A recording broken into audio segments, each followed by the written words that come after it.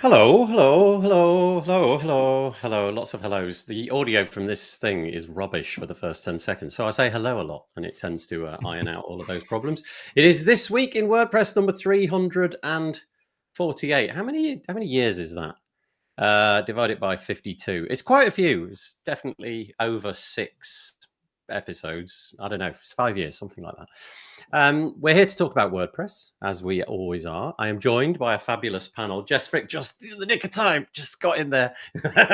How you doing, Jess? How's it going? Oh, I'm good. I'm chasing time zones, man. No kidding. We wondered if that was actually what was going on because is there some sort of shift at some point as yours moved and ours has moved? Maybe, I don't know. There is, and I overthought it, but thankfully my neighbor Marcus just ran over to my house real quick and was like, "Hey." how far away, Marcus? Hello, by the way. How far away are you actually in the real world? Really? About a 30-second drive. So, okay. Yeah. Wow. Really close. Okay. Yeah. And One yet day on this seen show, a I want you WordPress to event. leave. One of you to leave and then pop up in the other one's house. That'd be kind of fun.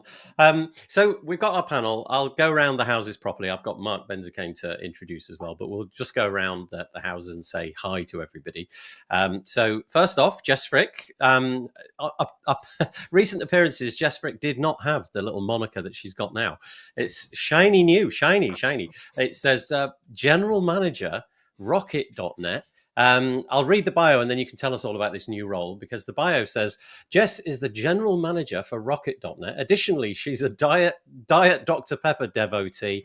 I have no words. Rescue dog at Cat Mama, and a proud member of the Post Status and WP Minute communities.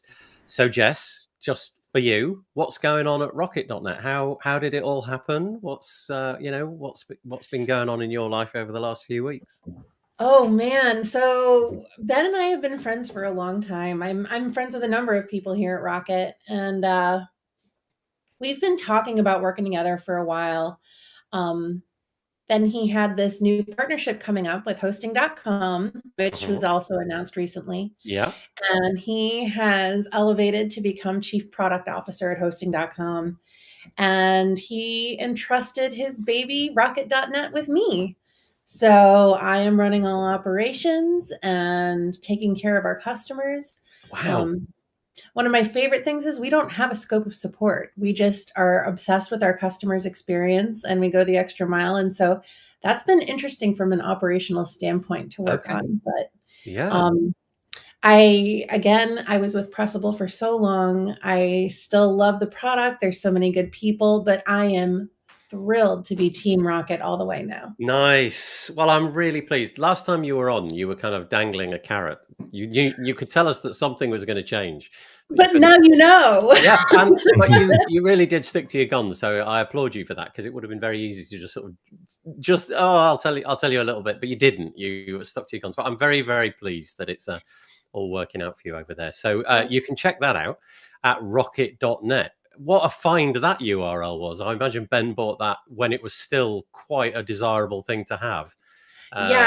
Yeah, he spent at least $20 on it. Yeah, I was going to say it's definitely not one of the cheap ones. So there's Jess Frick joining us today. Thank you so much. Then we got Marc Burnette, who's down there. I guess a similar story in a way. Recently, Marc used to be with GoDaddy. He was on the show many times under those auspices. Recently moved over to Bluehost, and I'll read out the bio. Marcus works at Bluehost and runs a WordPress community site called the WP World. You can find that at thewp.world.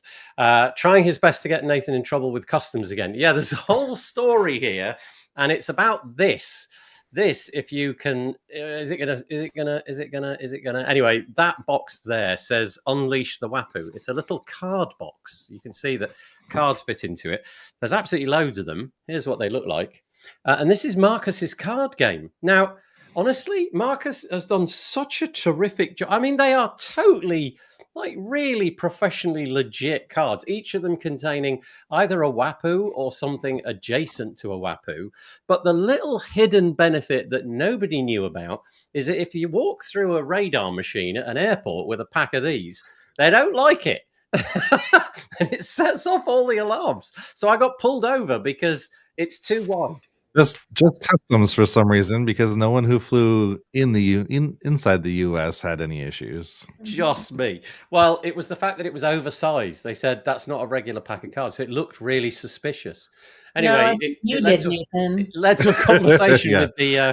with the people, like, what is that? What are these? And anyway, I tried to explain, but they sadly, Marcus, I wasn't able to sell any for you to the people at customs. They weren't having any of it. That's all right.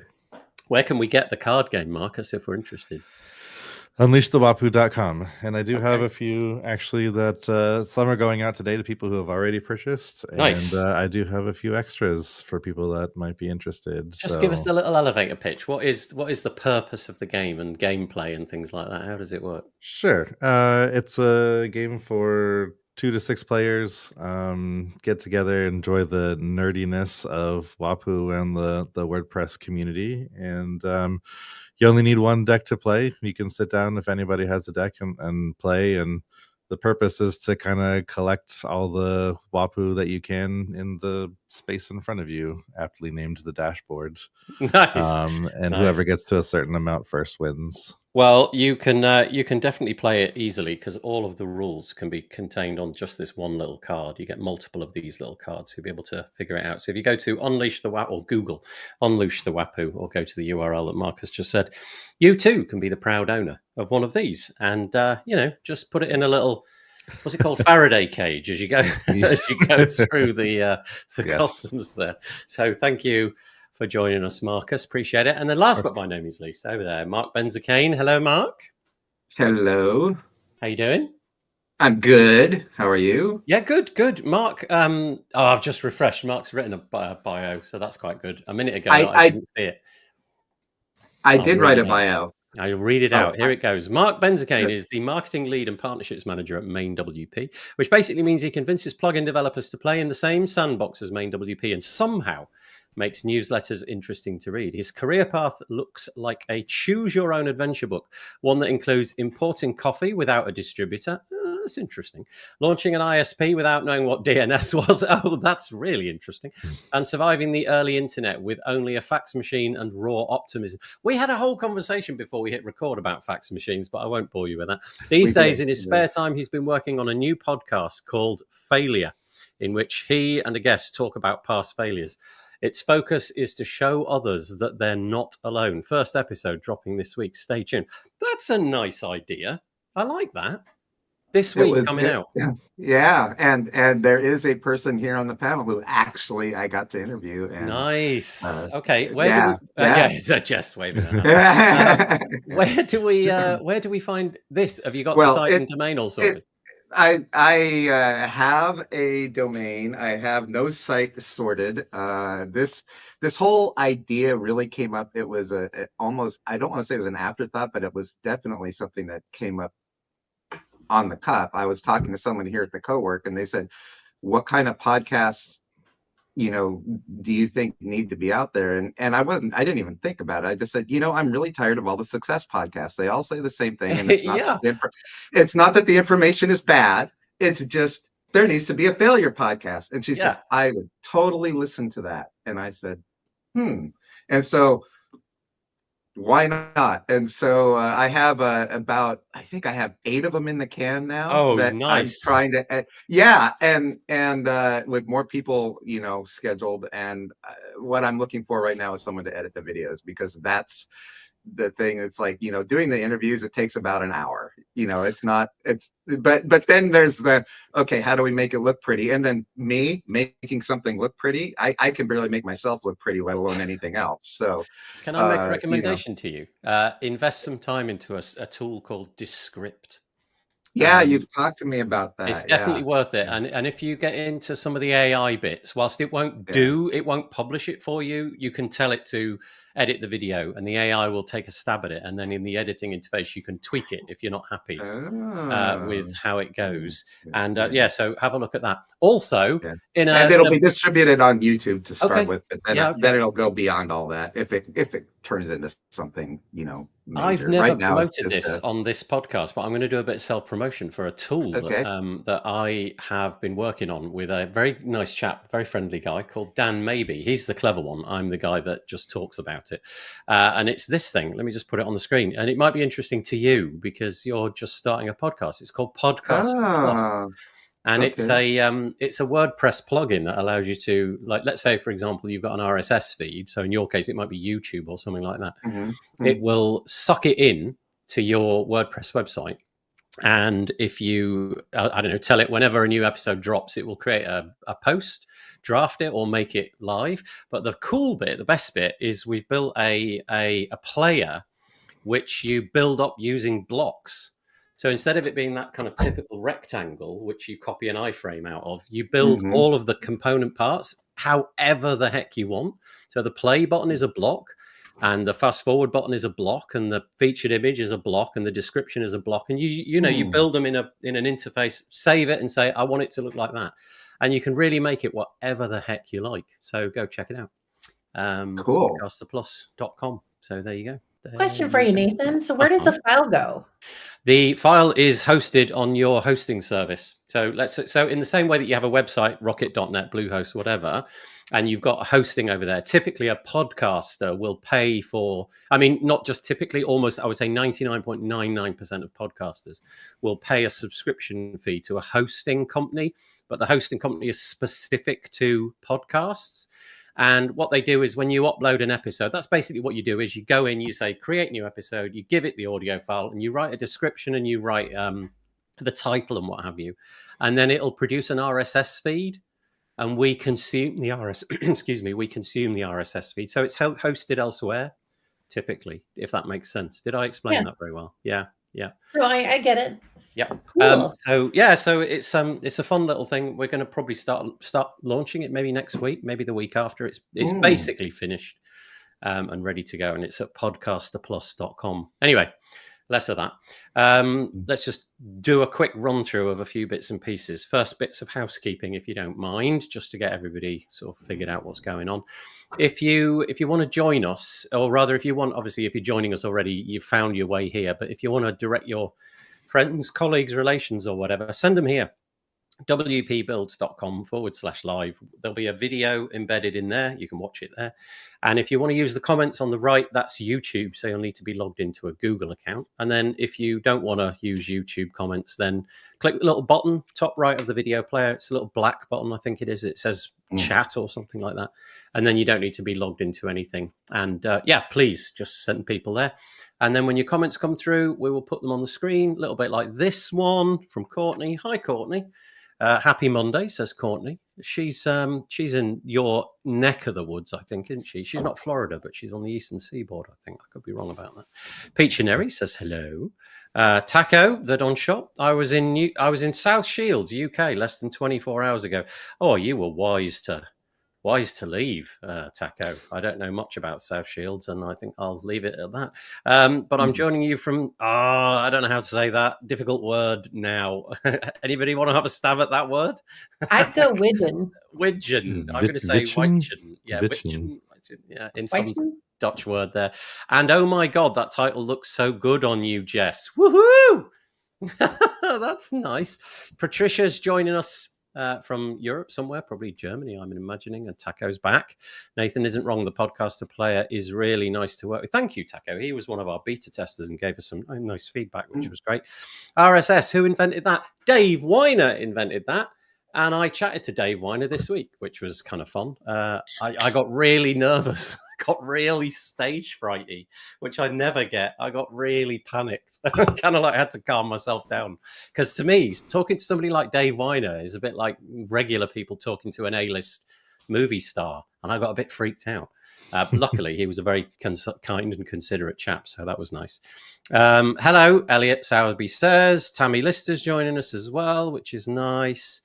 And very windy here in the UK, says Tammy. There you go. That's all of the bits and pieces out the way. Okay. Let me get those off the screen if I can. I actually can't. Oh, yeah, because it's a caption, not that. There we go. That's gone now. Right. Let's put the bits and pieces up that we're doing this week. Bit more self-promotion, I'm afraid. Firstly, this is us, wpbuilds.com. These are podcast episodes. You can find them in this archive just here. This week, I chatted to Amir Helter from WPML. WPML translates your WordPress website into multiple languages, and they've gone all AI, as you might expect. I think AI, I don't know what the panel think about this. AI has, in my life, not really made that much of an impact. It seems to be making everybody else's life really exciting. Tammy's going to kill me because she's desperate to make me like the AI apostle, but I'm not becoming it particularly quickly. But I really think that translating stuff is a completely credible use of AI because it's pretty functional, isn't it? It's not really trying to create anything new. It's just trying to take one thing from one language to another. And in the past, plugins like WPML, really, it was moderately expensive to do because you had to get human beings involved at every step. You wanted to go from German to Japanese, you basically needed a human to do that. And now AI will do all, or I think they go do something like 50 or 60 languages. It'll do them all in like 5 seconds. So if you've got a blog post and you want it translating all over the place, it'll do that. So he's on the podcast to talk to us. Did you that. see the Apple Yes, announcement the with the AirPods? I'm really excited to try that out. Apple's new AirPods will do live translation. So someone speaks their language into your AirPods and it will translate into your language in your ears, kind of blocking them out. And then same the other way. Or if you speak, it'll translate onto your phone so you can show them if they don't have AirPods what you were saying. That is really so excited to Star see that Trek. in action. Yeah. Can I ask a question about that? Because that's really exciting. Firstly, how does that differ from what Google's been doing? Obviously, maybe not inside of an earpiece, but is the technology bound in the headphones? So it's not like you probably do need an iPhone, I'm imagining, to make the connection and what have you, but it doesn't uses Apple's Siri's Apple Intelligence or whatever for the. I don't think it's a whole lot different than what Google's been doing. Okay, just but Apple they've packaged it up in an Apple-y beautiful way, no doubt. And the other question I have, and I don't know if you've got an answer to this, is does it have like that pregnant pause, or does it translate it in real time? You know, so as the person is saying the word, does it basically come out at the speed at which they're speaking? Yeah, I'm not sure. I'm excited to see how it works. Yeah. And if it is, I don't want to stand there for 10 seconds waiting for it to translate and then continue the conversation. So you'd imagine it'd have to be fairly snappy, but yeah. Can you imagine if they pull that off? Can you imagine how profoundly different the world will be if they actually pull that off? I know it just sounds like a clever gimmick, right, when you say it, but imagine you could get off a plane almost anywhere on planet Earth and you could potentially in a mix of languages, not even just one, any language that's around, should filter in and be in something that you understand in your ears. Yeah. Wow, that's true. Okay, so the answer is I didn't see that. But that's really exciting. And the fact that it's in that teeny tiny small form factor, which kind of gets out the way and doesn't look weird, is pretty incredible. Yeah, that's amazing. Anyway, WPML will endeavor to do that with your WordPress website. So that's where they push their endeavor. So we've got an episode about that. So go and have a look at that. And then more recently, I did an episode with Birgit and Anne McCarthy, all about the bits and pieces happening in WordPress core. I'd just draw your attention to this as well. I did release an episode. We do these episodes probably every, month or 2 months, something like that, with Joe Dolson, who's one of the core committers on the accessibility team. And we go through a bunch of websites and try to pick out one thing, like one aspect of a bunch of websites. And this time around, we were doing keyboard navigation and how the websites cope with that. And it wasn't great. But there was one winner, which was the sort of Harvard Gazette, which was pretty amazing. So it was nice to see an example of a site executed really well. So you can check that as well. Go to this archive here. You'll be able to find it. And I think that's it, basically. Then we're on to the bits and pieces that our panelists have bought. And I can't remember which one of you wanted me to mention this. I think it might have been Marcus. I think I tossed it in there, yep. Yeah. Do you want to go for it? Tell us what you're thinking here. I just tossed it in here. Unfortunately, I'm not going to be able to be there, but I am a media partner for LoopConf. The WP World is somewhere at the bottom there. So been tasked with helping get the word out. The WP World is down there.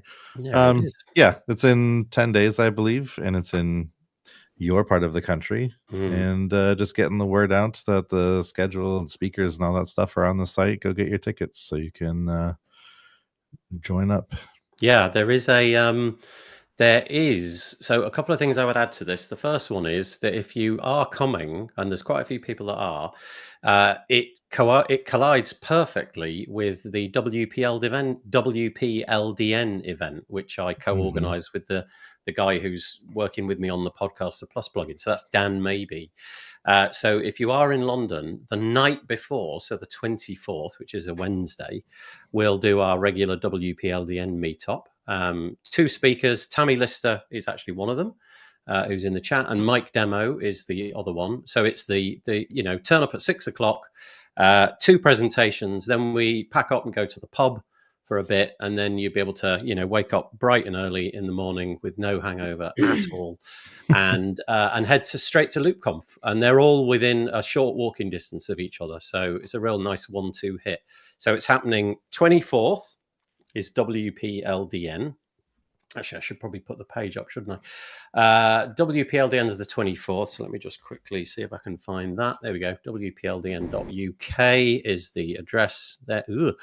And that's the 24th, involving Tammy and Mike Demo. And as you can see here, if you fancy getting 50% off your LoopConf ticket, you can use the code WPLDN, and you'll be able to apply that and get 50% off the ticket price. So I also saw on the socials that Brian, who is organizing LoopConf, he was making the tickets available. I don't know exactly at what price, but he was making the point that if price is the problem to getting you to attend, get in touch with him and he'll try and work something out. So there may be a deal to be done if you think you might be able to make it. So there we go. There was LoopConf, the first one. You can see what? Come. I also have information that Brian and his lovely wife Katie will both be there, and I don't know that I've ever seen both of them in the same place at the same time. So that might be worth the ticket price all on its own. Yeah. It's central London. It's 8 speakers that you can see right here. Won't go into all of those. But one day and then an after party afterwards as well. So join them, join us. And there we go, loopconf.com. And then this one, Marcus, you brought to our attention as well. Do you want to mention this one? Sure. Similarly, I added this one because tickets are on sale. Go get your tickets now.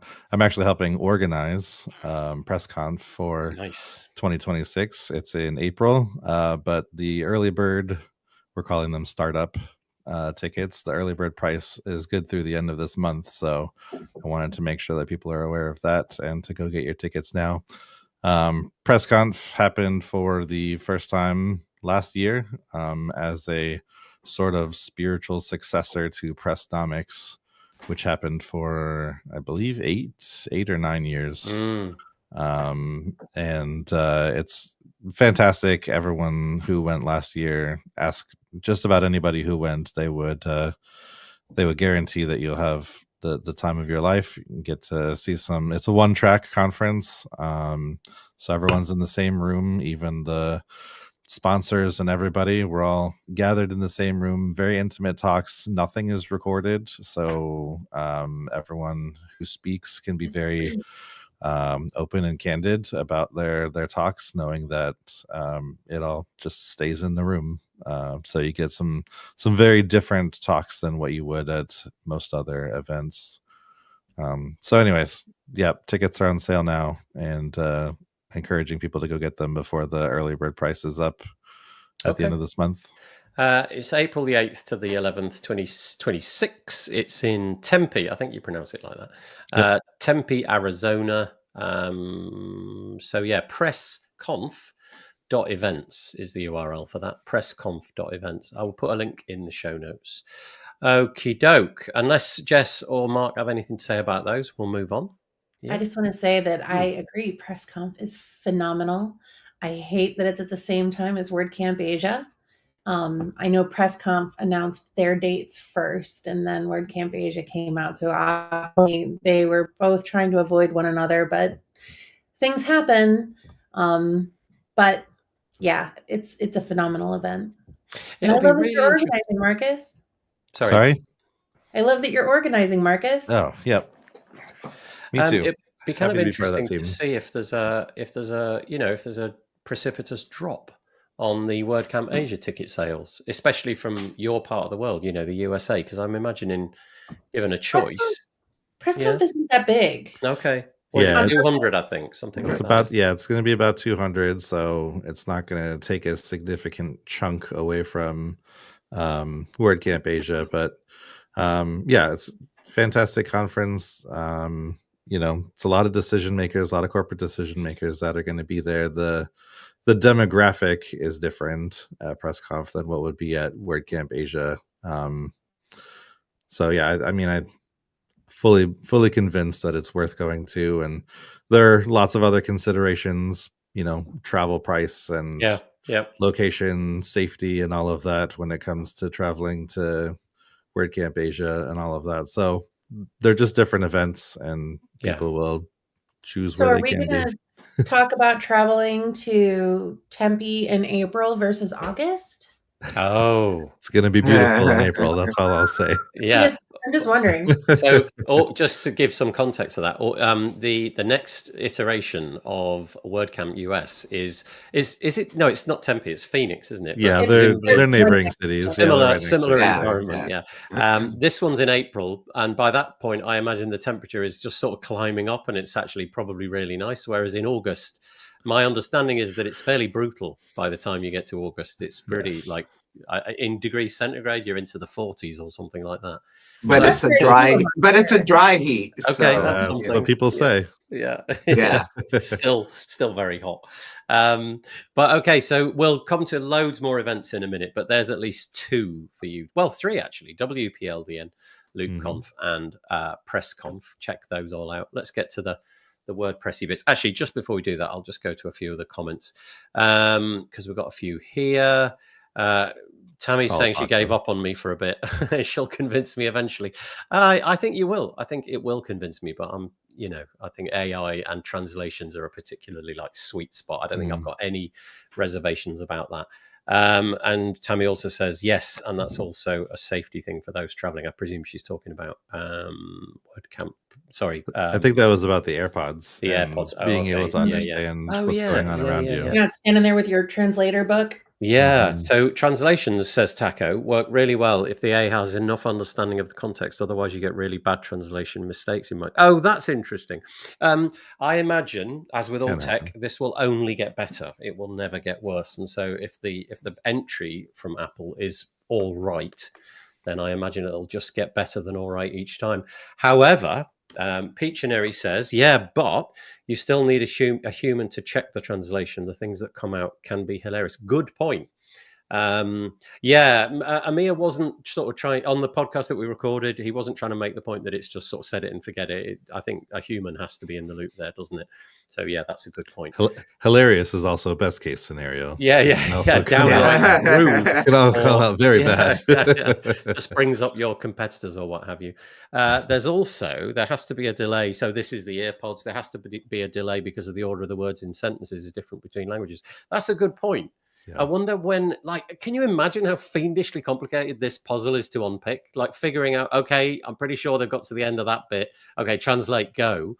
That must be a heck of a lot of engineering. And Patricia says, about the card game, I once got pulled at the airport security for a stack of business cards, same as the game. It creates a block that can be suspicious, could be a box with something inside. Yeah, they just didn't like the fact that there were all these parallel lines. I think they thought it looked like electric circuits or something like that. So that was kind of interesting. Taco says, I royally, and then he's put underscores, hate WordCamp Asia and PressCons having conflicting dates. I don't want to miss either one. Yeah, unfortunately, the die has been cast this year. But, do you know what? Marcus Burnette, if only there was a website that we could go to where somebody listed out a whole ton of events so that we could see when things were happening. If you could just, it's called the WP. Well, do you go that far into the future? Do people at this point yet reach out to you with prospective dates? Do you do any of that kind of stuff? A couple. I have a couple that are just kind of a month and year and not full dates, but yeah, I've any event that I have some semblance of information for, that people are okay with me posting, I'll add. Some people just kind of want to put things on my radar and they're not ready to announce it yet. I'm not gonna pull, put information out there that organizers don't want me to have out there just yet. But Do you know what though? It would be otherwise, a nice, and I'm not asking you to build this, but it would be a done. I'll do it. good thing to have a place where you could put prospective dates as well. So in this case, obviously that could have been avoided, but it wasn't, because presumably neither of the parties knew what the other ones were thinking. And then by the time it was announced, everything been booked up, the accommodations sorted and all that kind of stuff. It would be good if there was a place where you could just list out, here's the 12 dates that we might do, or the 3 dates that we might do, or whatever. And then people could go and kind of, like those kind of collision things that you have on calendars to make sure that the 3 people involved didn't conflict with one another. Taco says he's going to stop spamming us now. No, keep going, Taco. It's wonderful. I love it. And then more comments about what have you. And then Tammy, out of nowhere, lost my nail clippers at New York Airport this time. Oh, damn. I have no words. Yeah, that is dangerous. Yeah. Do you mean lost as in they took them off you, or lost as in you literally lost them? Right. Up to this then. Let's put this on the screen. What's new for developers? This is Ryan Welcher. Back to WordPressy stuff now. What's new for developers? This is an article which comes out typically once a month, something like that. As you can see from the table of contents, there's absolutely loads in here. I'm just going to touch on a couple of things, and then you can go and have a look yourself, because it goes kind of a little bit in the weeds a little bit later. But there's a couple of highlight items I want to mention. Firstly, WordPress gets an accordion block. Not exactly brand new, but there we are. You now get the option to add an accordion. It comes with 4 sort of subsets. You've got an accordion item, an accordion header, and an accordion panel. Basically all the bits that you need in an accordion, given their own block. So that's quite nice. You can also style input elements, so form elements with theme.json, a bit nerdy and technical perhaps for this one. Data views has received some updates as well, which we'll touch on in a moment. And then there's a few bits surrounding AI and Playground as well. I'd encourage you to go and read that. Kind of jumping off a bit from there, we got this What's New in Gutenberg piece, 21.6. And you can see that the accordion thing is mentioned again. There's a little video of how it works. Basically, all your accordion needs are now taken care of inside of the core block editor, which is quite nice. If you've been using data views, and especially their grid interface, you now have a few more options. You can basically just get rid of a few things. So, for example, titles can be hidden, and you can now interact with the different panels in the grid by hovering over them. So you now no longer have to sort of click inside and open multiple menus, which is nice. Here's the bit that we were talking about. Select, drop down, and text inputs are now supported with global styles. So, for example, you could tell, I don't know, your website, I want to have a white border with a border radius of 3 pixels, which is white on all form elements. You can do that now via theme JSON and a few other bits. I don't know if any of that excites any of you, but I thought I'd mention it. If it doesn't, I will just move on. If you've got anything to add, I'll pause for a second and you can hop in. I'm actually excited about the accordion thing, just because I dealt with it over the weekend, and I just couldn't get it right. I hardly ever do website development, but when I do, I have to remember how to do things, because it's, and it's like I'm sitting here fighting with what I think should be the most basic thing, and hopefully this will resolve that. But I finally got it working. But it's kind of curious that in the old world of things like page builders or a plugin which would have done accordions for you, you basically had one little panel and you would set everything up in there. Now that everything's been atomized as a block, I actually think, although in the end it's better, I think it's quite counterintuitive that you have to, like, you've got this parent container, then you've got a block, and then inside of that you've got the content which fits in the accordion, and it's not necessarily obvious if you're not familiar with it. Opening up the inspector on the left hand side and clicking on the different bits and pieces, it's not always that straightforward. It took me far longer than it should have. What happens if you put an accordion container outside of the accordion? Does it I 'Cause don't it's a know. block, you kinda could, right? This You is can put it wherever you exactly the want. sort of thing which somebody's going to do right away, though, isn't it? Let's test and find out. Let's see if that's possible. I bet Tammy in the comments can figure it out. I was thinking if you put an accordion within an accordion and then did another accordion, well, how does Oh, that? yeah. Yeah, Accordions all the way down. accordionception. Yeah, basically. I don't know what would happen, but I imagine something would go wrong because I'm guessing that it's dependent upon that, that correct stack. You'd spend the next 4 hours trying to figure out which block you need to do the styling. Yeah. That's what will happen. Yeah. And so that would be kind of curious. I'm sure, Marcus, as you've said, it would be trivially easy to drag out child accordion blocks from their parent container. But in a way, you'd want to protect that, wouldn't you? You'd want to have a UI where that were not possible, where you couldn't do that. But I bet you can. But yeah. Tammy says you kill wahoos if you do that. Okay. each time you do that, one of these cards. No, don't do it. Don't do it. I don't know, but I think, Marcus, you're absolutely right. It will definitely be possible. So there we go. Anybody else want to talk about those couple of things? If not, I'll just move on. You ready? Moving on, it is. This is only going to matter for a very small subset of you people, Tammy probably being one of them.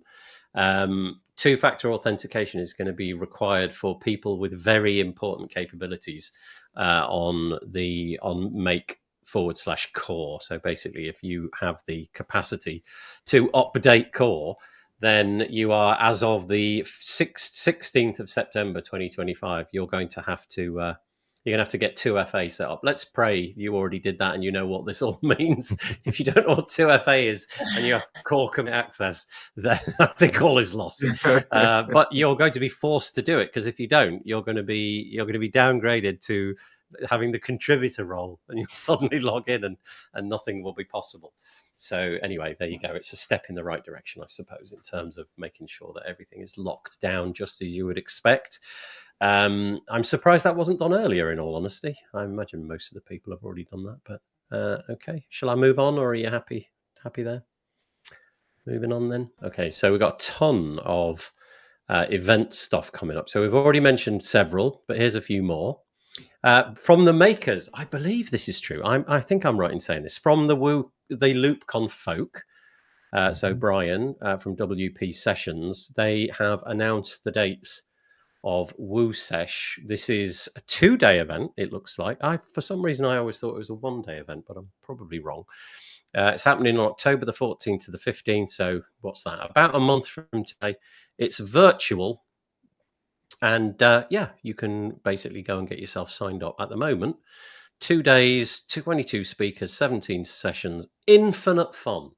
And you too could save yourself $799. Sort of that arbitrary amount of money just put in there. $799. No. It's free. And obviously, you can get from the name, I'm sure, that it's for those of you that are really into Woo. If you're just using WordPress with no e-commerce, it'll probably be a curiosity, but maybe not up your street. But I heard they have some really phenomenal speakers this year. Oh, go on. Let's scroll down. I'm going to take the bait.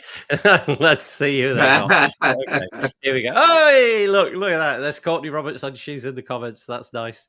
Yeah. Let's keep going. Keep going. Wait for it. Oh, There's Michelle. there he is. There he is. Pretty similar to Marcus as he is right now. Same sort of length beard. Same. Is it the same cap? Are you wearing the same different cap? angle. Yeah, pretty much. So yeah, the great and the good. Look, we can see them all there. So loads and loads of people. Do you know what yours is about? Oh, they got your moniker wrong there. Look, they've got you still working. Yeah, these are. I think these are past. Yeah, I think those are past speakers. Okay, good, because you didn't know you were doing it in October. Wait a minute.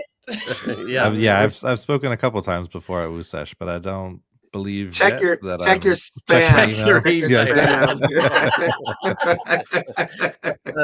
That's okay, great. Yeah, well, in which case I guess that website needs updating. But anyway, here we go. Look, here's the is the actual no. So this is last this year's definitely schedule. needs a bit of an update. So they've obviously just launched it into the wild and got a few bits and pieces to take care of. But if you're into it, Well, maybe this year it'll be $799. maybe it will. It'll actually cost loads. You better of money. sign up. Yeah, better sign up. Anyway, there it is. So it's available. You can go and check it out. Okay, and then moving on, let's go to, I'm just going to move things out of order a little bit. Let's put that one first. This one came across my radar. I think it was in Devinder. So Devinder does a really nice newsletter which drops every Monday. It's called the WP Weekly. You perhaps receive it already. And he's got a section where he talks about events and things like that. And this was one that I'd not heard of.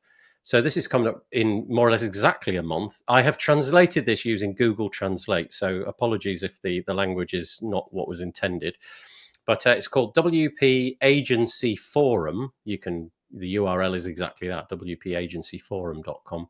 And it says, WP Agency Forum is an event created for web development agencies and professionals who offer WordPress-based services and seek to grow in a structured, profitable way with a long-term vision, like an agency, basically.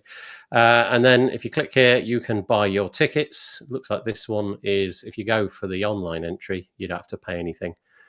But if you want to actually attend, I'm guessing it's in person. I'm not sure. Well, it says in person, but I don't know what that means in terms of dates and things or timings. But that's going to be €100. So you can check that out. There's the speaker list. Just quickly scroll through it. Marcus Burnette is not on that one. Marc Benzakein disappeared, but he's back now. That's good. Hello, Marc. I don't know what happened there. It's a sigh of relief, mops his brow. You can go and check this one out.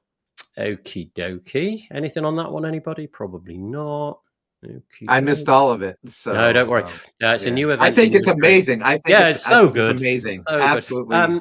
Good. You're on the speaker list, Marc. I don't know if you knew, but right down at the bottom there, you're. I guess I better check my. You're doing the keynote. You've got 7 hours as well on stage. It's pretty impressive. I'm really glad you signed up for that. Wow, I'm so excited about it, and I'm learning Spanish. I'm learning Spanish just to be able to do it. So. And really, to pivot so beautifully into talking about WordPress and knitting like that is brilliant. I'm really looking forward to that whole thing. No, crochet. Sorry. Okay. There's a difference. Sorry. I've obviously trodden on it's a sensitive talk. It's a sensitive thing. And here we go. Here's another one. This is really interesting. I wonder if this pattern will continue. Maybe this has been done before, but I've not heard of it. We're on the repository by Ray Moray. Go and check everything out that she does. She's a brilliant contributor to the WordPress news space. In fact, I'd go as far as to say she is the contributor in the WordPress news space. She's just brilliant. She's written an article all about WordCamp, and I cannot get this word out of my mouth. Gdynia. I'm going to go for that. Gdynia. It's in Poland. And they've taken the really interesting decision to not only do the conference in Polish, which you'd expect, given it's in Poland, but also to offer the presentations, or some proportion of, in English as well. And it says here, when the conference kicks off on the 26th to 28th of September in the seaside town of Gdynia, or city, sessions will run in both English and Polish, a deliberate move to open the event to international speakers, attendees, and sponsors. So I don't know if that's like half of them are going to be in English or what have you, but it's Maciek Palmowski, who's been on this show several times. And they just want it to, well, he says, the shift has been about breaking out of what he calls Poland's comfortable bubble. With 3 WordCamps now running annually in the country, he said the same speakers and sponsors were starting to circulate from city to city. The only way we can make the pool bigger is either to make the event kind of wider or add another language. Have you ever heard of this, panelists? Have you ever heard of an event doing like a multilingual thing like that? Everyone I've ever been to has always just been English because of the nature of where I've been, but... Yeah, I have not actually. I think that's pretty interesting. Most of the camps, well, here obviously in English, but in Spain and other regions, they generally just do in their native language. Mm-hmm. So this is interesting that they've and the reasoning makes sense, right? They have a pretty good turnout, but they seem to get a lot of the same speakers and same attendees because they've sort of I don't know, I guess box themselves into the region. And so this is their way of figuring out how to kind of broaden the circle and attract more speakers and attract more attendees. Tokyo, apparently, says Tammy, was one of the places that has done this in the past. Yeah, I guess if you're in a little ecosystem, I don't know what the WordPress community is like in Poland, but from what Maciek said in that article, it sounds like maybe it was just a recycling of the same people going around, and so just widen it a little bit, offer it to English-speaking contributors as well. It's kind of interesting. I'm kind of torn a little bit, actually, because I think the English-speaking world get a fairly good crack of the whip when it comes to WordPress events, if you know what I mean. You know, if you turn up to more or less anything that's large, like the flagship events, it's mainly done in English. Sure. So, yeah, I mean, I obviously can't criticize this because it's what that community wants to experiment with. But there's a side of me which kind of wishes that it was available to grow in just by using its native language. But I guess that is probably not the case. So there you go. Okay. There's a bit of this article, though, that made me laugh out loud. Scroll down just a little longer. Maciek's quote. Oh, yeah. What did he say? I confess I didn't highlight that. Where do we go? Stop there. Okay. Maciek said, one of the craziest things I learned this year is how much it costs to hire a pirate ship for an hour. The things you learn when organizing a WordCamp. Yeah, I mean, it can get very expensive like once you get into pirate ship hire. That's a whole nother podcast. And then there's the Polish pirates versus like the Spanish pirates. Yeah. Like, it's a whole thing. It's robbery. But I'm just yeah, I feel like there's a whole podcast thing in that, you know, how expensive it is to hire a pirate ship. Over to you, Marc Benzakein. You're into making new podcasts. This is a bit like you. Catchy session title for an event session. Wait a sec. Pirate podcast. Right. Okay. I'm going to write that one down as the possible title of this. There we go. Pirate podcast. Yeah. The craziest thing I ever did with a WordCamp was I tried to get Henry Winkler to show up to the WordCamp Milwaukee. The Fonz.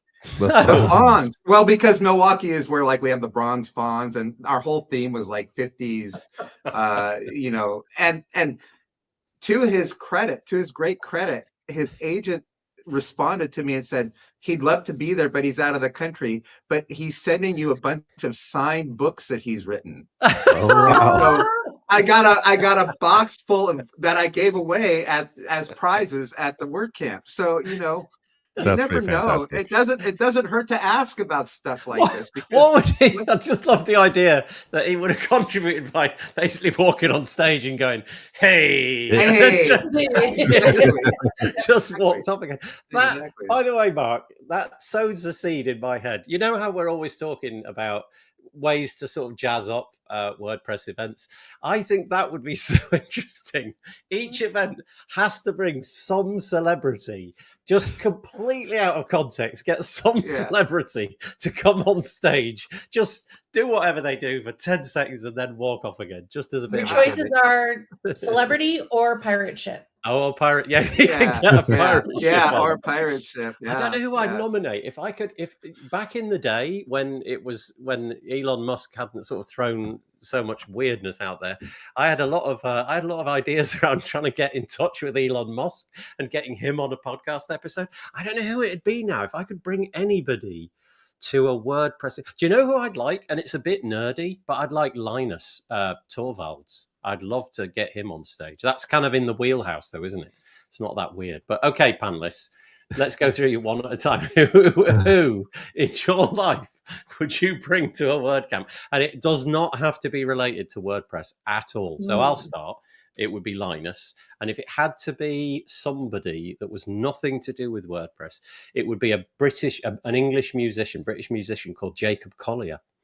I think he would be great. He's like this jazz musician, but he's a bit. A lot of people think he's like comparable to kind of Mozart and things like that, in that he's got this depth and breadth to his musical knowledge, which is not normal.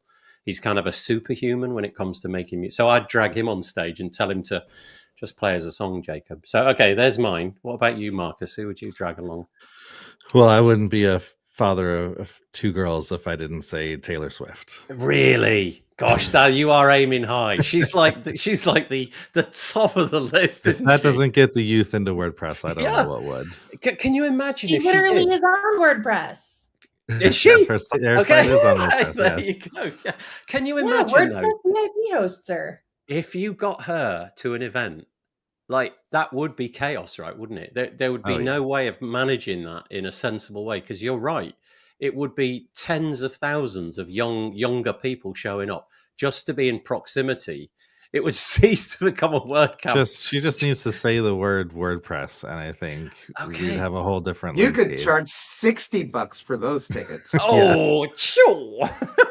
Taylor Swift, imagine it. Okay, that is going to be my constant watchword. Let's see if we can get Taylor Swift onto this show at some point before the year 2096. Hey, it's any Taylor Swift. Any Taylor Swift. All right, that's a good one. I like it. You've aimed very high. Jess, what about you? Who would you drag?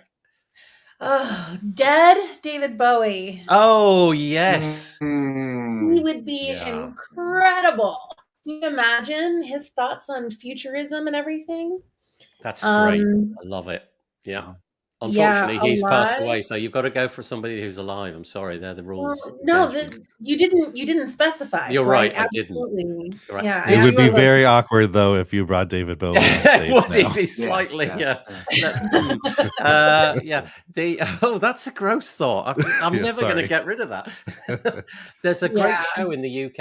I don't know if you've seen it, Jess. It's called Extras. It was a guy called Ricky Gervais starred in it. I think it was Extras. And in it, they had like all these cameo roles. And one of them was him, David Bowie. And he plays this song about Ricky Gervais's character. And it's so humiliating. It's absolutely brilliant. You should watch it. The song is called Little Fat Man. Oh my God. It's really good. It's really, really good. Okay, so there we go. We've got Taylor Swift. We've got Jacob Collier. We have got who did you just say? David Bowie, my memory. And finally to Marcus. I know you've said one already, but now that we've introduced it properly, who would it be? It would be between two people. Either I'm a big comedy fan. I'd either want Mel Brooks or Martin Short as Jiminy Glick. Okay. And if you haven't watched Jiminy Glick interviews, oh my goodness, that is so There's funny. my live you never one. get a word in edgewise, but what's so that? If Marc's doing Short, I'm doing Steve Martin. Okay. There you go. There you go. Yeah.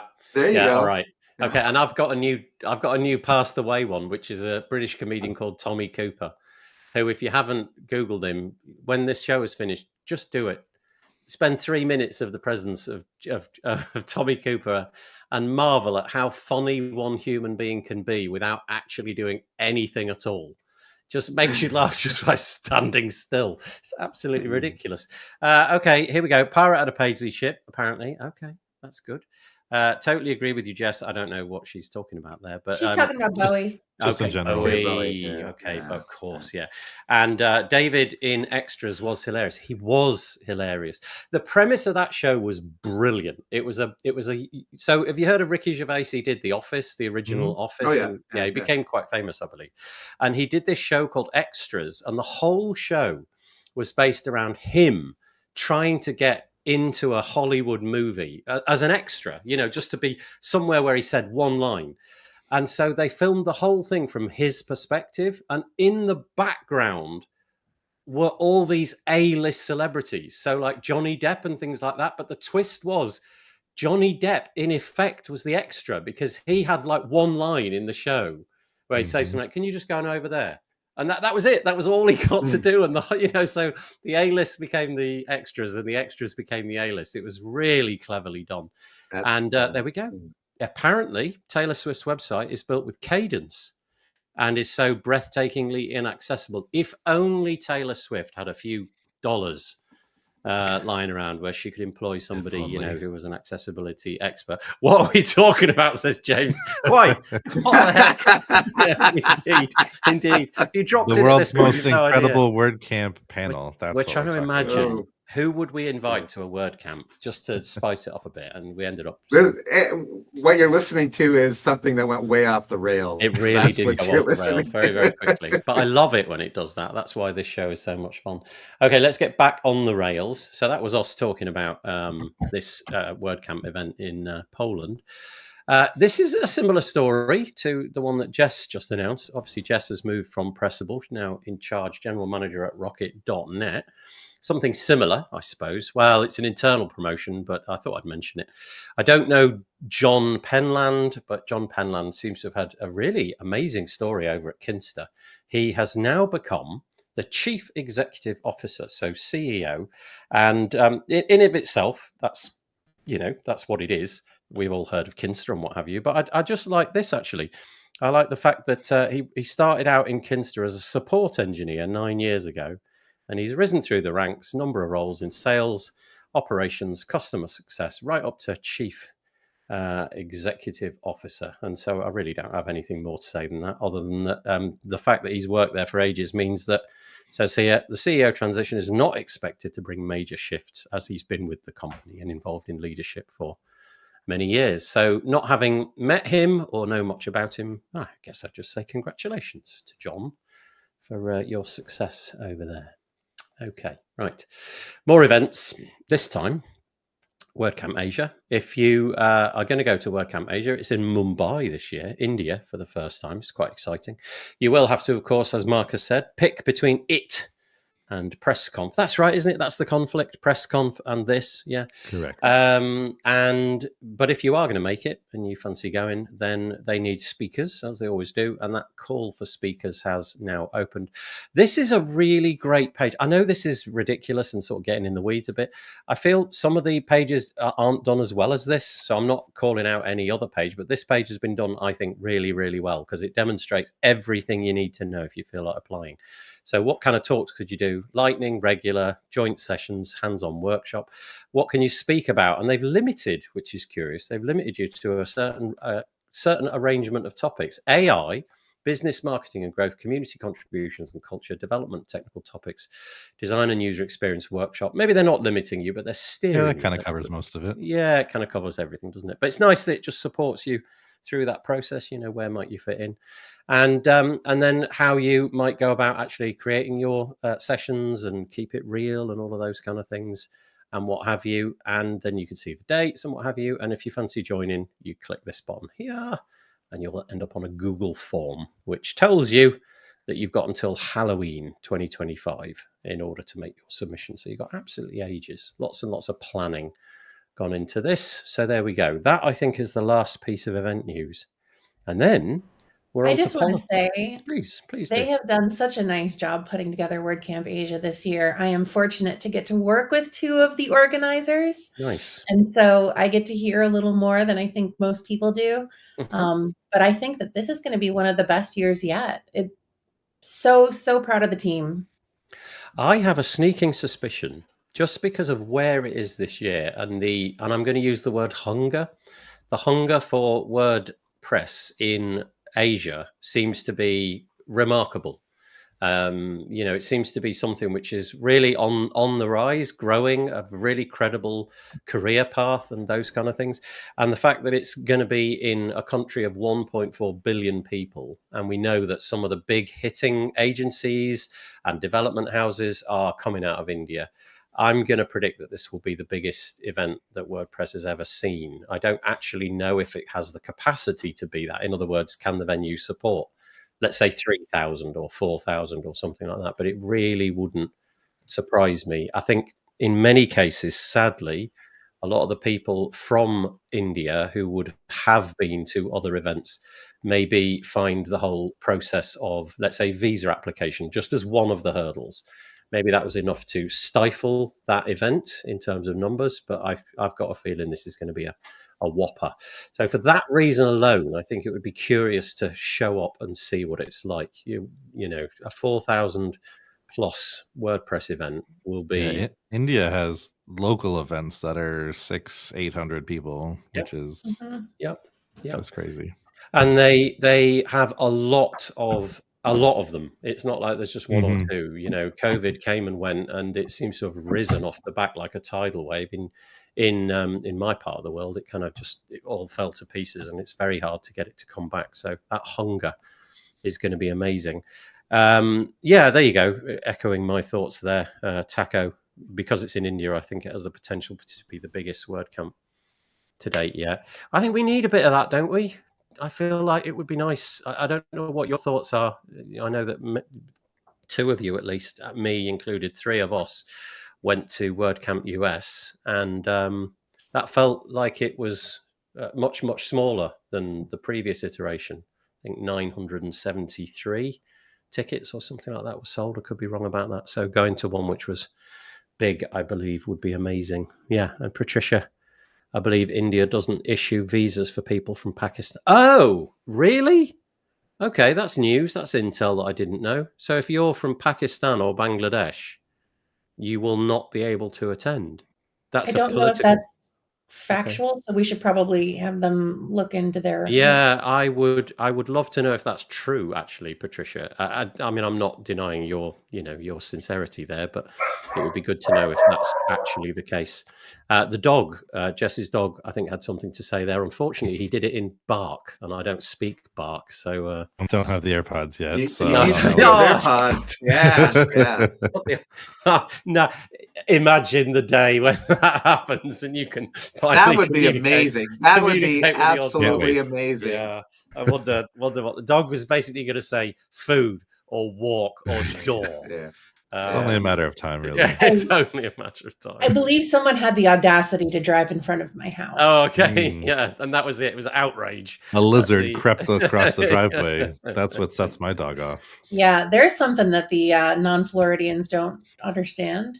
What's that? Oh, that. Marcus the whole- said a lizard. Yeah, no, crow. we don't Yeah. have lizards. No. We Yeah. only see pictures of lizards. Oh, And that's frankly, that's alarming enough. that's the least of it. That's You the, have to- I thought you were the talking human about size. alligators.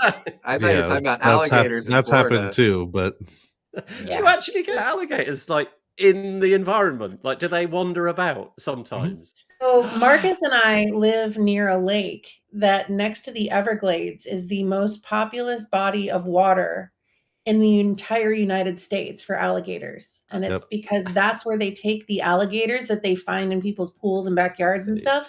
dump them They there. throw them Chuck in 'em this in lake. there. They do. Oh, They really right. do. Yeah. And so, like, how often, honestly, how often do you see an alligator just sort of hanging around, just kicking the Very tires on frequently. Really? If you came to visit, I could guarantee you an alligator sighting. Yep. Wow, that's mental. That's actually mental.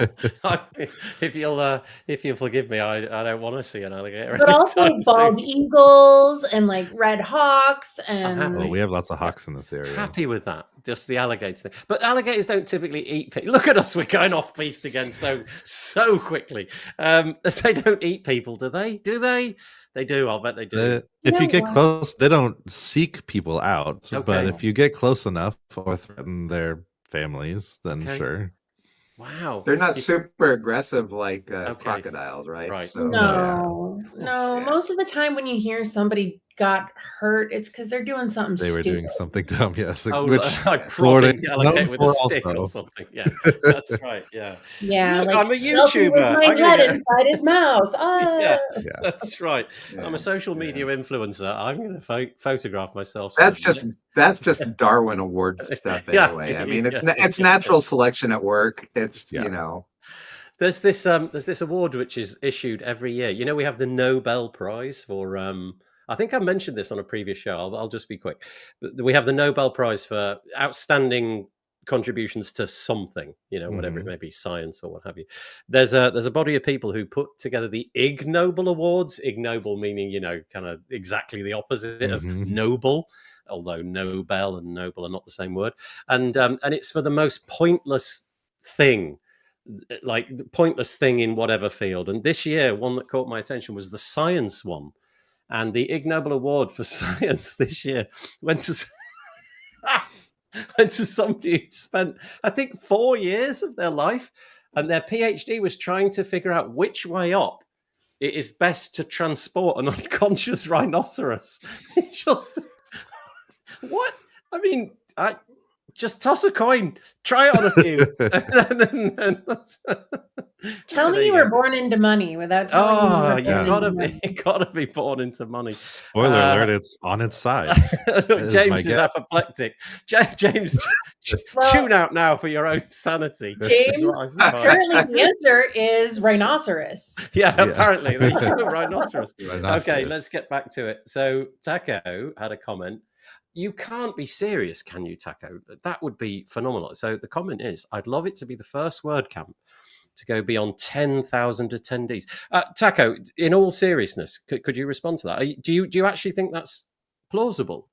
10,000 just seems like such a big jump, doesn't it? It's like 3x. I have no idea what the capacity is at the venue. I was going to say, what does the venue hold? Yeah, yeah. I don't know, but I mean, if you could, you would, right? And it seems like India would be the single country on earth at the moment.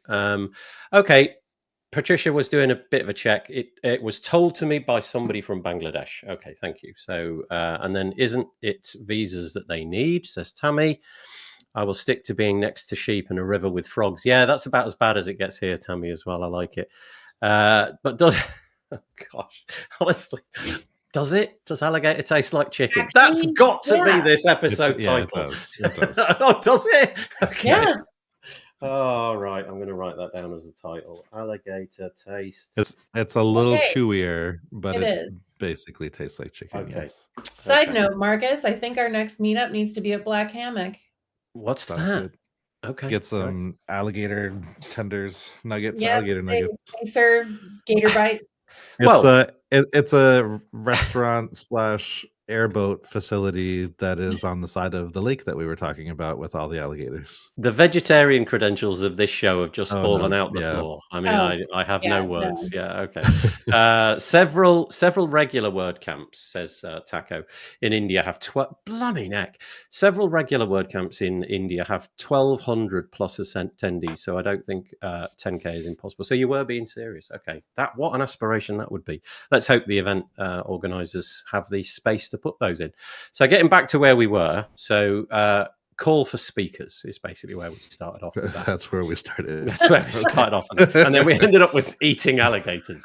Well, it's probably best we don't leave a ton of time for whatever. Yeah, that's right. Yeah. Okay. Right. Okay. Quickly then. I have no idea what this quickly means. Let's not talk about this at all. No, I think this is good. I think this is a good one to talk about. But I'm gonna couch it in my utter lack of legal understanding. I'm just going to read the bit at the top. So there has been a development for many months now. The legal bits and pieces between Automatic and WP Engine have been going backwards and forwards. As before, Ray from the repository tracks it better than anybody that I know of. She does the hard work to make it understandable. Like, she literally attends virtually the entire the entire court proceeding, which is going a bit above and beyond. So yeah, but I don't really understand what's going on. But I'll just read out from Matt's blog. Matt being Matt Mullenweg, produced a piece. What date was it? Does it say it on there? It doesn't. It was a few days ago, and he says, just got word from the court that the court dismissed several WP Engine and Silver Lake's most serious claims: antitrust, monopolization, and extortion have been knocked out. These were by far the most significant and far-reaching allegations in the case, and today's decision, and with today's decision, the case is narrowed significantly. There are then links to Gibson, which I presume is the court. The legal company that they're using. I'm not entirely sure, but no doubt, if not already, I'm sure Ray will apprise us of what actually this all means. But obviously things are moving. And in this case, Matt appears to be satisfied with the way that they've gone there. I don't know what that means for the future or how much we've got left, but I think the end of 2027 is more likely when all of the shoes will drop. But that's all I have to say about that, unless any of you want to mention it. No? I think antitrust and monopolization is really hard to prove, so that doesn't surprise me. I'm a little bit surprised about the extortion one. But I'm not a legal expert either. I've just been following from the peanut gallery like most of us have. And that one sort of surprises me. But But it'll be interesting to see what where the rest of them go. And like you said, Ray will be able to put out a really good piece on all of this, explaining it in words we all understand. Well, So and the interesting thing about that is even when Ray does her absolute best, I still have to read it 2 or 3 times to get any kind of level of comprehension. The thickness of it and the depth of it all and the minutiae of it all kind of makes it almost impossible for my tiny brain to follow what's going. And because there's such long periods of time between that thing and the next thing, I kind of lose context as well. So I can't really keep a track of, well, okay, where does that fit in? So anyway, it's over to the lawyers, but something has been decided. Something has been thrown out by the court. Courtney says, so getting back to that, Cloudfest Europe, that was 10,000 people, so it can be done. Man, though, that was they had an entire theme park. Yeah, they got a theme park. You know, I mean, they got all the fun going on there. Okay, dragging us back into eating alligators. Okay, sorry, it's got to be done. James, he's from being confused to participating. That's I was going to say he was the director here that was keeping us on, and now all of a sudden this is acceptance. James just accepting where we're going. I love this show because it's like this. This is why I love it. If it was just really all about WordPress all the time, I don't think it'd be anything quite as interesting. The fact that it goes off the rails is great. James, this is the last time that 2 Floridians are allowed to be on the show at the same time. Though. I feel that rule coming. I was so excited. It felt like when your work bestie gets scheduled with you. Yeah. Yes. Go straight into the alligator conversation. I have tried alligator, says James, in New Orleans. No, he's not in New Orleans. He's tried it in New Orleans. Alligator fritters with a creamy parsley sauce. That sounds good, actually. Making me hungry. Yeah, that actually sounds good. Okay, here we go. I think the difference between... So this is Taco. We're on to the Matt piece now about the legal action. Taco says, I think the difference between Matt's article and Ray's article is interesting. Oh, she's written a piece already, has she? Okay, thanks, Taco. Maybe we'll draw that out next time. Matt's claiming a win feels optimistic, he said. Okay, right. Okay, so Taco, you're saying that there's maybe a different spin on it presented somewhere else. Okay, I will have a look at that. And then Imran, hello Imran, Imran Siddiq from Web Squadron.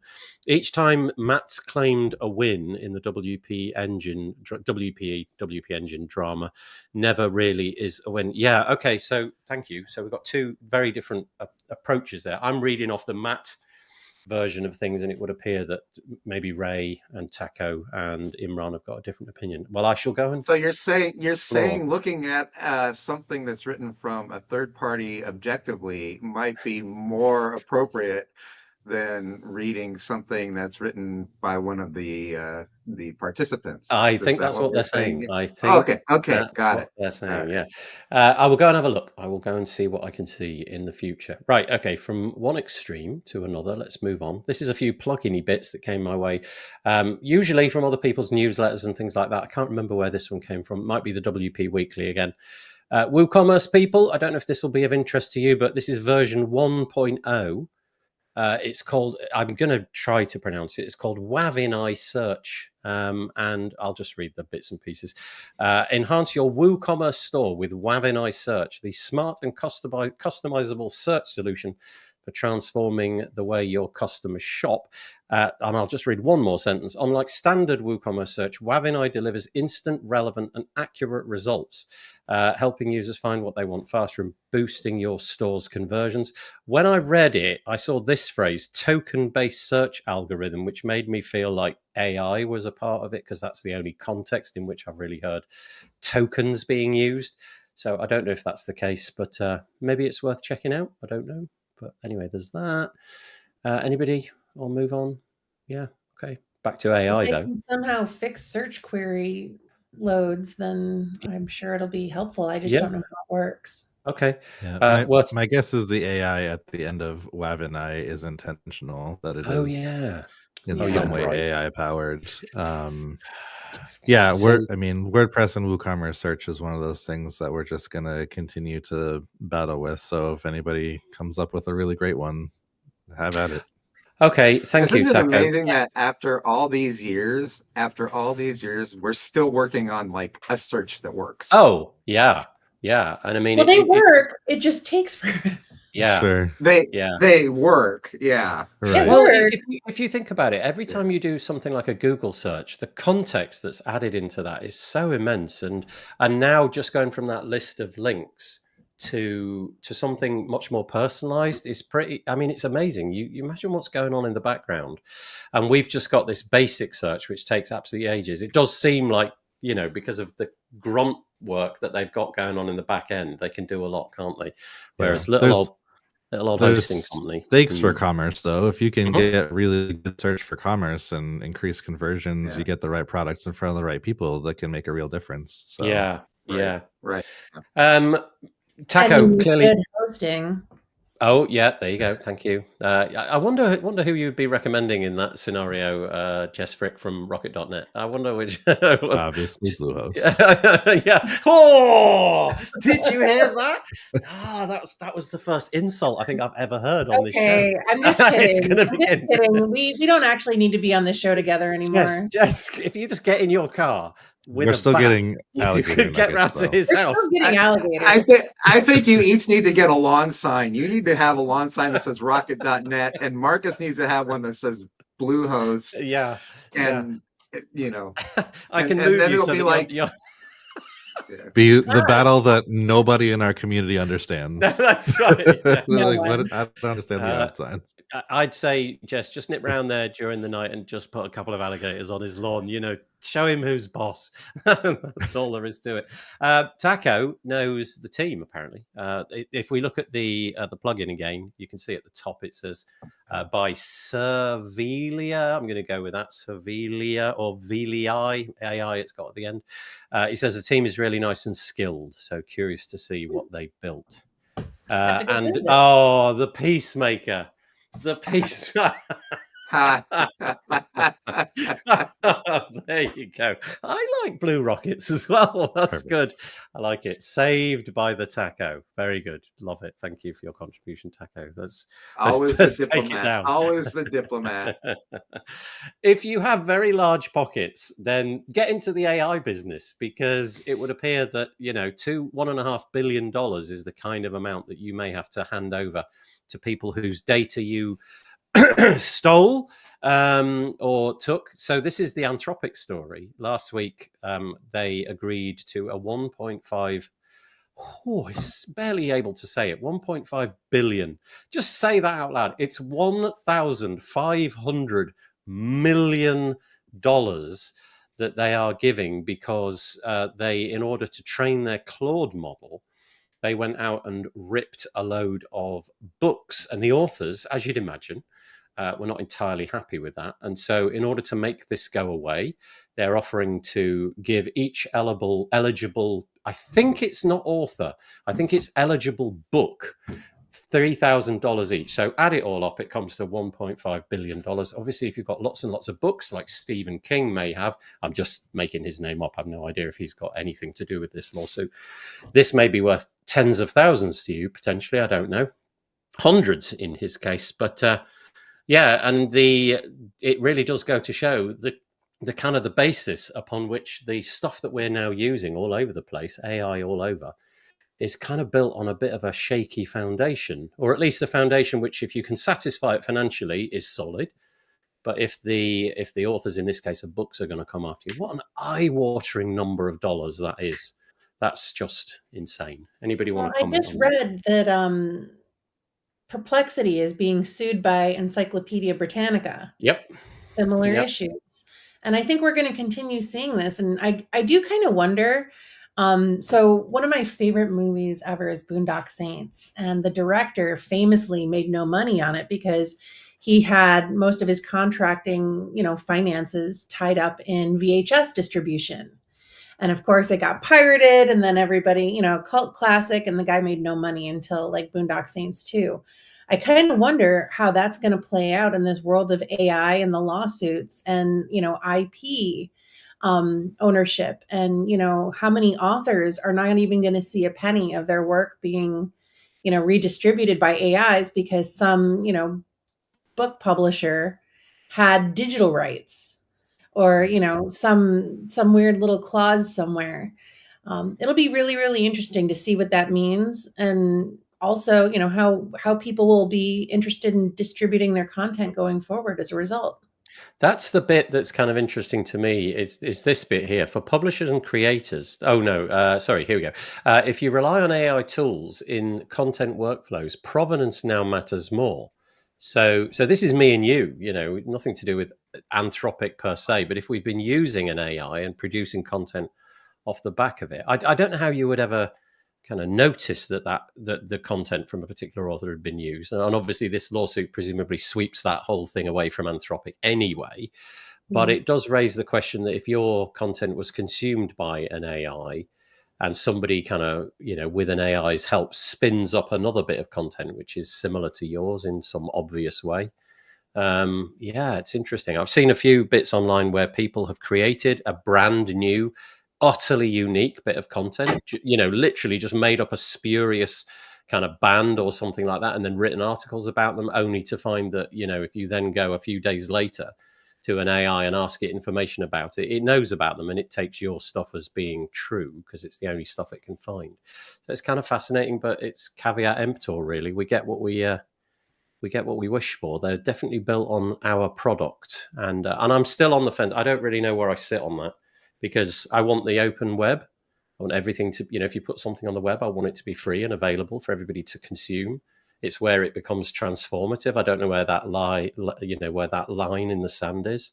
You have very different laws in the US around things like free speech and things like that. So, well, yeah, like what constitutes a remix as opposed to derivative. Yep.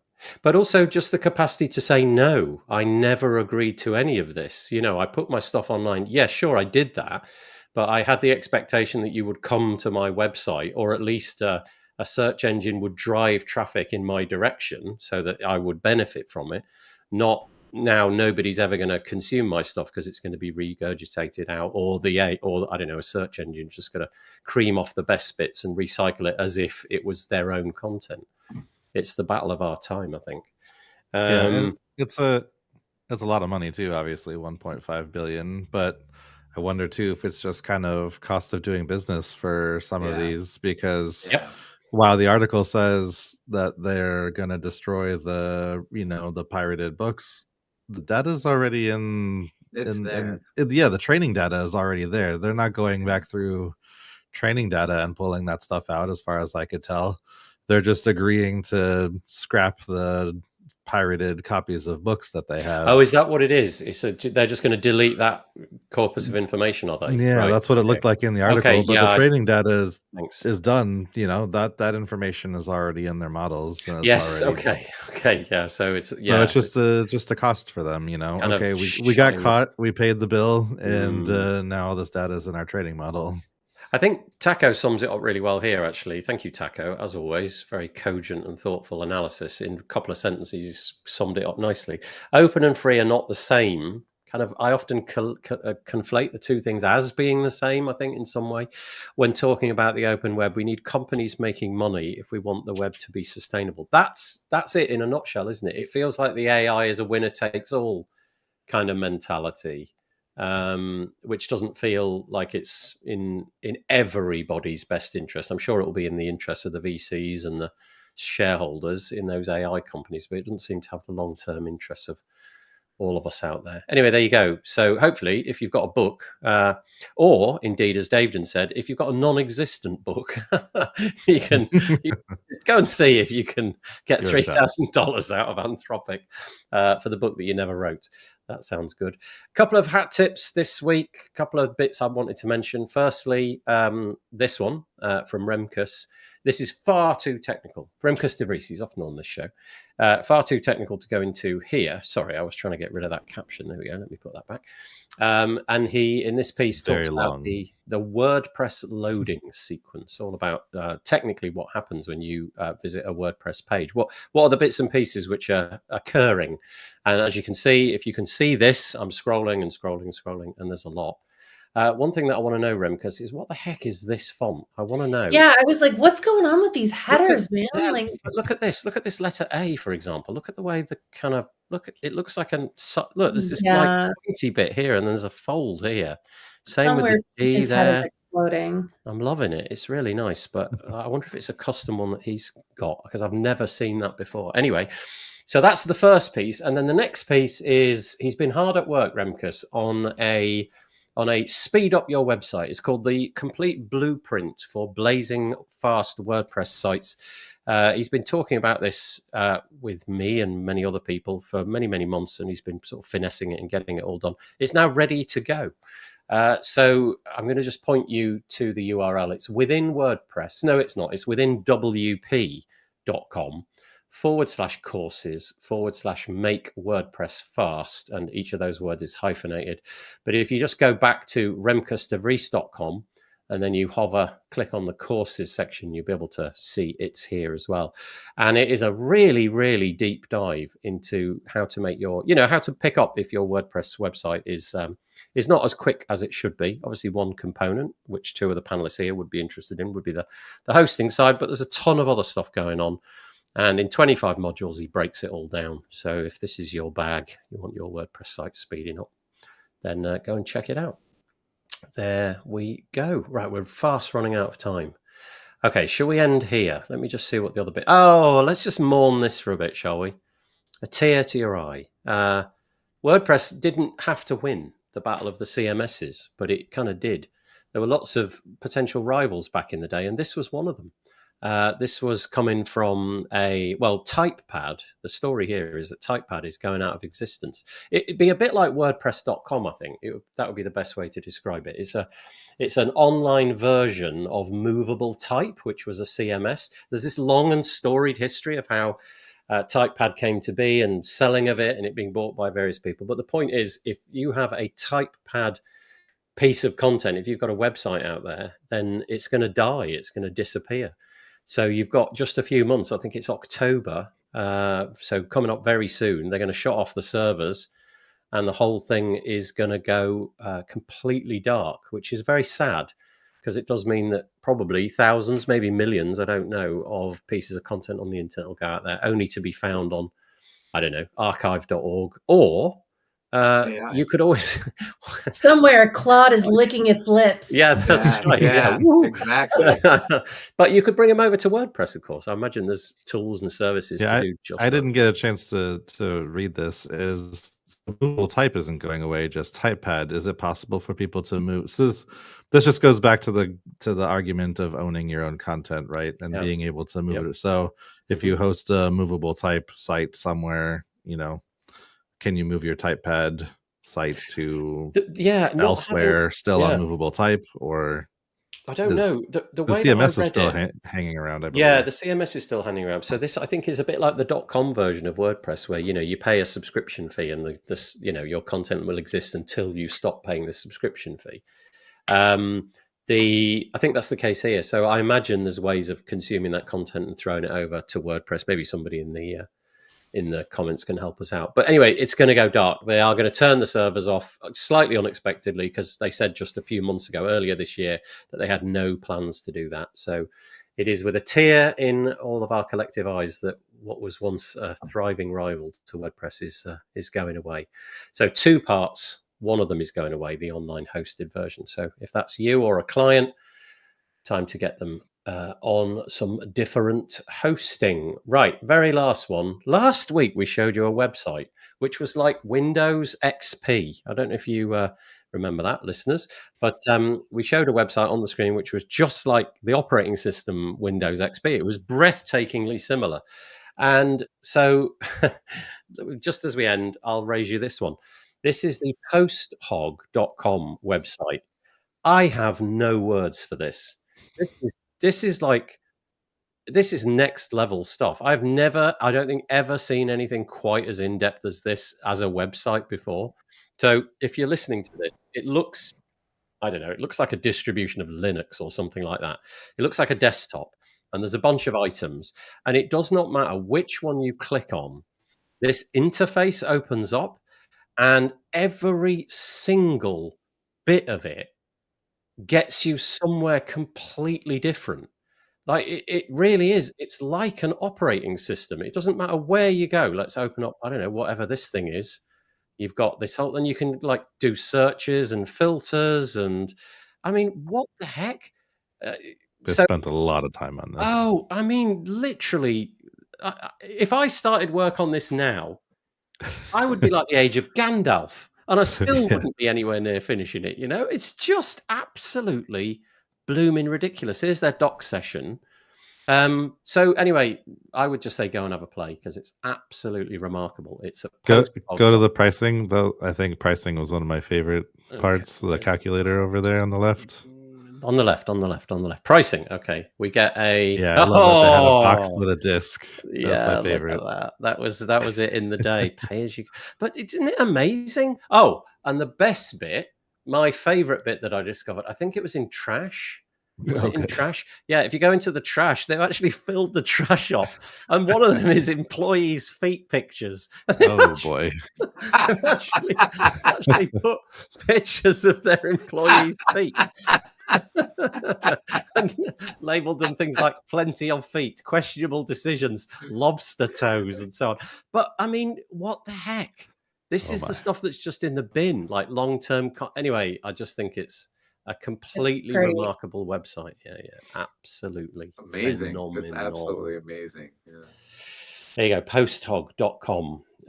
God knows whether they'll get any sales generated from it. It's a SaaS app. I don't even know what it does. Yeah, lots of traffic, I'm sure, just because it's a lot of fun. Okay, I think that's it. That's what we've got time for. So if everybody's all right, I'm going to call this episode Alligators Taste Like Chickens, because I think that kind of perfectly sums it up. Yeah. Look, Jess is limbering up. Yeah, she's already ready. My lunch is determined. Stretching it up. The humiliating hand wave time. Has everybody got their hands at the ready? Marc, are you able to join us in this? Marcus, that's lovely. There we go. Thank you so much. I will use that. This episode will come out on, tomorrow, the 16th of September, as an audio podcast. That's why we do it, really, to get it to you in audio format. That's the whole point. But it's nice to get everybody on the screen. That's lovely too. So it only remains for me to say thank you to Jess Frick, the General Manager at Rocket.net, also to Marcus Burnette from the WP World, as well as Bluehost, and Marc Benzakein from Main WP. Thanks for joining us. And of course, it goes without saying thank you to you if you were joining us live. Really appreciate that. You keep the whole show going and make us very happy indeed. Don't have nightmares about alligators unless you live in Florida, in which case you probably should be worrying about them right now. See you next week. Take it easy. Bye. Bye. Bye. Bye. Bye. Bye. Bye. Bye.